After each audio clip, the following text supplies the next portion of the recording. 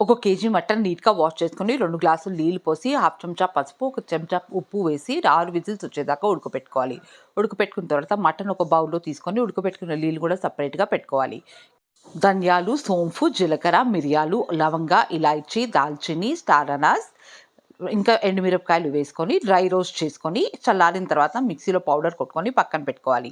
ఒక కడాయిలో 4 టేబుల్ స్పూన్ల నూనె కాగిన తర్వాత ఒక మీడియం సైజ్ ఉల్లిపాయ వేసి వేగిన తర్వాత అల్లం వెల్లిపాయ పచ్చివాసన పోయేదాకా వేపుకొని అందులో పచ్చిమిర్చి, కరివేపాకు, పసుపు, ఉప్పు, కారము వేసుకొని ఉడకపెట్టుకున్న మటన్ వేసుకొని కలుపుకొని నూరుకున్న మసాలా పొడి వేసి ఒకసారి మిక్స్ చేసుకొని ఒక స్పూన్ ఉప్పు వేసి ఒకసారి మళ్ళీ కలుపుకొని మనం మటన్ ఉడకపెట్టుకున్న నీళ్ళు ఒక గ్లాస్ పోసుకొని ఒకసారి మిక్స్ చేసుకొని మూత పెట్టి 15 నిమిషాలు లో ఫ్లేమ్లో కుక్ చేసుకుంటే మటన్ సుక్క రెడీ అయిపోయిందండి.